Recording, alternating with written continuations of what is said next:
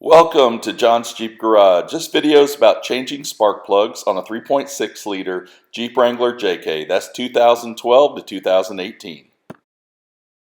We are using Champion spark plugs, the 9407 IRIDIUMs. Now remember, we have to check our spark plug gaps, make sure they're at 1.1 millimeters or 0.043 inches. Hey, for safety note, let's first disconnect the battery, disconnect the negative terminal, and then try to ensure that it's separated where it can't contact the battery. Make sure the engine is cool, wear safety glasses and gloves. Okay, the first thing we're going to take off is this air intake hose. We got to remove the mounting bolts. Those are 10 millimeters each. You'll just need to take those two off, put them to the side. And then you're going to have to remove that coolant overflow hose that's connected to those two clips right underneath where those bolts were located. Now we're going to loosen those worm screws or hose clamps using an 8 millimeter socket. One is going to be located over on the air filter housing box and the other one on the intake manifold. To get better access, let's go ahead and remove the engine cover, set it off to the side. Now let's remove the air intake hose, but be very careful because on the underside of it, there is the inlet air temperature sensor that's connected. So when you pull up slightly and disconnect that first. Sometimes those connections can stick, just make sure you squeeze and pull down. Now we want to remove the MAP sensor connection or the manifold absolute pressure sensor connection, and now we want to disconnect the ETC or the electronic throttle control harness connection located underneath that intake manifold. Take your time, press it, and pull it and place to the side. Now have patience when pulling down on those red locking tabs. Now we're going to remove the fuel vapor purge hose and the PVC hose. Sometimes you need a pick to help break the seal on those hoses. Take your time. Okay, on the driver's side of the manifold, you're going to have the brake booster vacuum supply hose. You want to remove that one as well. Okay, now that we have everything taken off of the upper manifold, you have 7 intake manifold bolts. There's one in the back. It's hard to see, but you can see it back here. We're going to go ahead and remove them, and you're going to need an 8 millimeter socket. Okay, so I first removed the top 3. And actually, I really don't remove them. I just loosen them, and then I pull them up, turn them about 90 degrees, and they stay in an up position. And then I have the 4 on the driver's side that can be removed. You just want to make sure they're not connected on the base. I have the fresh air makeup hose in the way, so I'm going to disconnect it from the air filter housing box. By doing that, I'm now going to take the hoses that are on the driver's side and just kind of move them over to the left so I have free access to those bolts. Okay, so as I'm removing them, that one in the very back, I'm going to use a U-joint adapter to attach my socket to, just so I can get the room to be able to remove that rear bolt back there. Okay, once we remove that rear bolt, then we can move to the driver's side. The driver's side has 2 brackets that hold the manifold on. There's 4 nuts, which are 10 millimeters, 2 in the rear and 2 in the front that we need to remove. The manifold itself has the studs attached to it. So we're just going to need to take these nuts, place them off to the side, and then when we are removing the manifold, we'll have to shift it over to the driver's side or shift it to the left so it can clear these brackets. Okay, so there's only 2 more bolts holding this manifold or upper manifold on, and it's on the driver's side on a bracket itself. They're 10 millimeter, and we're just going to remove those 2.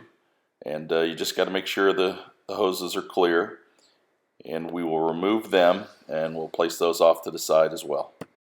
This will give you a little close-up on where it's located and what they look like. So we removed all the bolts. Now we have the bracket on the left. We got to shift it underneath, make sure everything is loose, and we're trying to clear those studs from the brackets on the driver's side, and then we just lift up. Takes a little bit of shifting around, but just be careful and we'll get it. By removing this upper manifold, we can now see the 3 coils on the passenger side for those 3 cylinders. What's missing on this particular Jeep is a foam noise dampener, or it's called a silencer. It just sits on top of those coils and you just remove it. Those 6 openings in the plenum, or those 6 valve openings, need to be covered so you don't get debris down in the valves.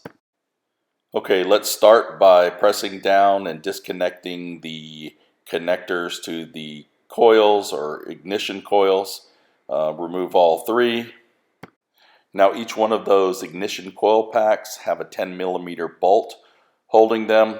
We want to get a socket and remove those. You may need a U-joint adapter on the ones that have a tight angle, especially the ones in the center.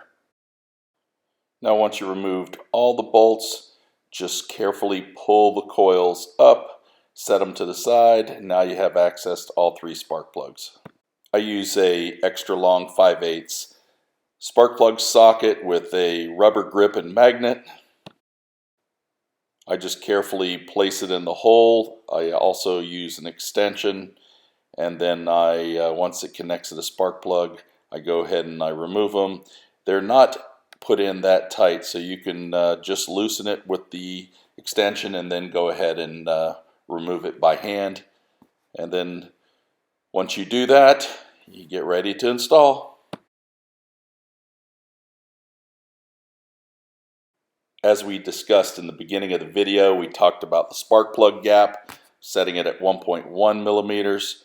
What you carefully want to do is put the spark plug in the socket and center it in the hole. You do not want it to bang against the side and close that gap. I slowly put it in and then I hand tighten it all the way down. I do this, and then once it stops, I go ahead and I either torque it in, or I will get it to a snug fit and then turn it about a half a turn if you don't have a torque wrench. If you have a torque wrench, set it to 13 foot-pounds. You can fast forward about 30 seconds if you don't want to see all 3 spark plugs going in. Just showing you to make sure that you understand what I described before. Once you finish this, you want to replace the coil packs, the ignition coils, but make sure when you're putting the ignition coils in that you are centering it on the spark plug and that it fits all the way down before you go ahead and fasten those bolts. I'll show you here in the next part of the video. Okay, so you're just centering them and then firmly pressing them in. We'll do a little fast speed for you real quick. Get them all in there just to show you this side. And now we're going to connect the ignition coils back to the electrical connection, and then we're going to put the bolt in. Okay, so remember you have the 10mm bolts, only 1 bolt per coil. Put them in. I like to try to hand tighten them first, and once I do that, I'll go ahead and tighten them as a snug fit, but I do not over tighten, and you may need to use that angle adapter again to make it fit in those sections. Okay, so the good news on the passenger side is that you don't have to remove anything to get to them. They're just in and around the brackets. They're in and around some cables and the battery box. So same process as the other side. Go ahead and remove them, but there's one trick I want to show you. First thing, because of the tight space and the angle I have to remove or install these spark plugs, I have to use that U-joint adapter to help get to everything. The second thing is that center coil, it's a pain to get to the electrical connector, so I go ahead and remove those 2 bolts in that bracket and give myself a little room to work. Once you get all the coils out and the spark plugs in, do it the same as you did on the passenger side, reinstall everything, and then you're almost finished. If you stuffed paper towels in each one of the valve openings or put a paper towel over the top, make sure there's no debris that had fallen in there. And then if you have a foam dampener, reposition it. As I said, this Jeep doesn't have anything. And now it's time to move the manifold in place. Okay, you're going to have to kind of start by taking the passenger side part of the manifold and dipping it down underneath that bracket, that small bracket in the center. At the same time, pushing it far enough to where you can get those studs on the other side of the driver's side brackets and position those. Let me show you a close-up. First, this is the passenger side. You want to make sure that that went underneath and slipped in good enough. And then on the driver's side, make sure those studs went into those brackets after you shifted it over. Now basically it's just reinstalling, so make sure everything's positioned correctly, hoses are clear, everything is sitting as you expect it. Then you can take the long bolts, turn them 90 degrees and position them down into the holes.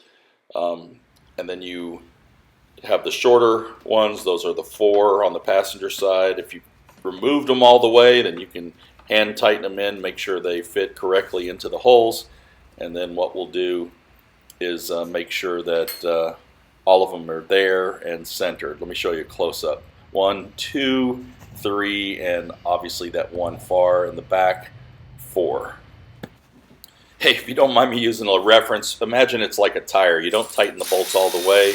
You're just trying to slowly tighten each one and kind of rotate through them to make sure it gets a good position and fit so you don't torque it on any angle one way.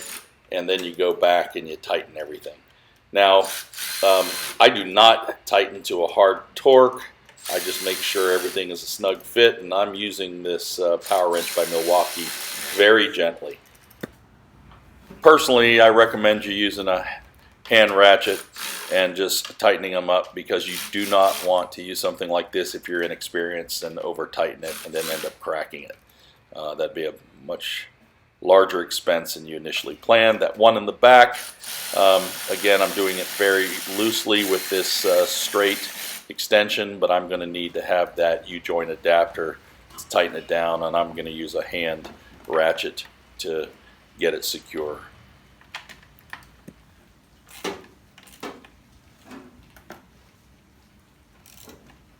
And don't forget, we still have those 2 bolts on that upper manifold support bracket. Remember, those are 10mm bolts, they're very short. Let's just go ahead and put them in there and then tighten them down also to a snug fit. Okay, so we also have, if you remember, the driver's side manifold support brackets.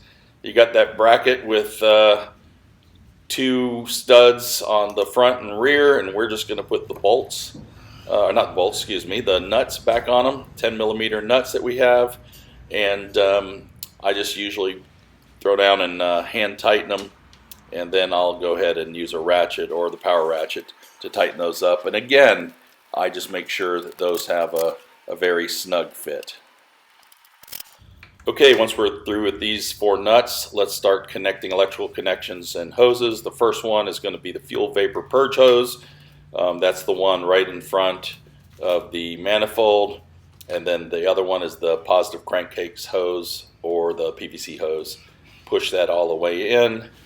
The next thing you're going to do is the manifold absolute pressure sensor or MAP sensor. Connect that, which is on top, and then now the ETC harness connection on the bottom. We're just repeating the steps we did before, but in reverse. Okay, so if you remember the brake booster vacuum supply hose on the side, you want to push that all the way in, make sure that is secure and fits. And then that air inlet temperature sensor, we can't put that on until we put on the air intake hose. Right now we'll do the fresh air makeup hose, which is connects right to the filter housing box, and those hoses on top that go to the passenger side of the manifold that fit in that little bracket. Let's just connect those back so they're not loose. And now we're going to connect the inlet air temperature sensor to the bottom of that air intake hose, and then we're going to snap the air intake hose back in. Just fit it into each one is the intake manifold side and then the air filter housing side. Then you have this overflow coolant hose. Make sure that isn't caught underneath. You want to go ahead and make sure the air intake hose is really snug fit. And then you're going to take that coolant hose and you're going to connect it back to those retaining clips. Once you snap those in, remember you have two bolts. They're 10 millimeter. They're the air intake mounting bolts. They're going to mount to the top of that radiator fan frame.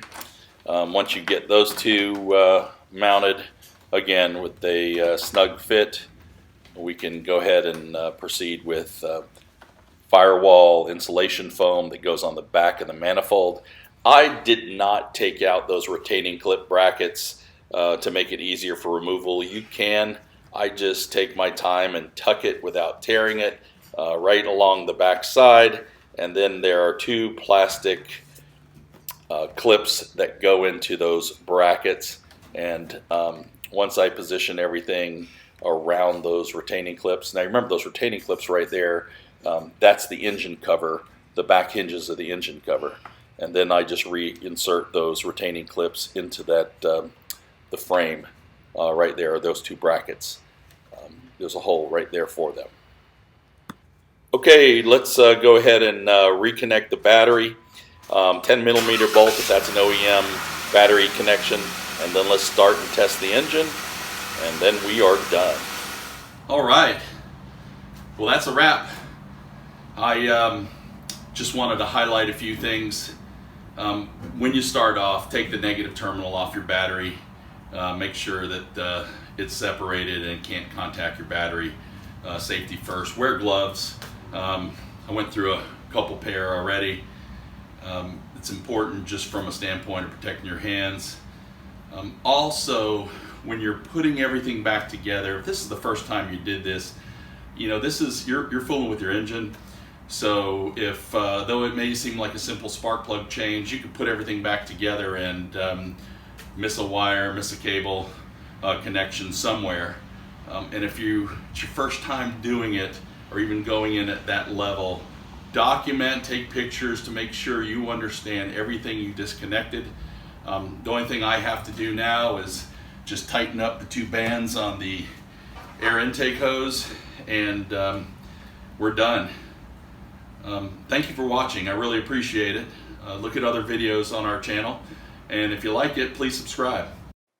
Thank you for watching.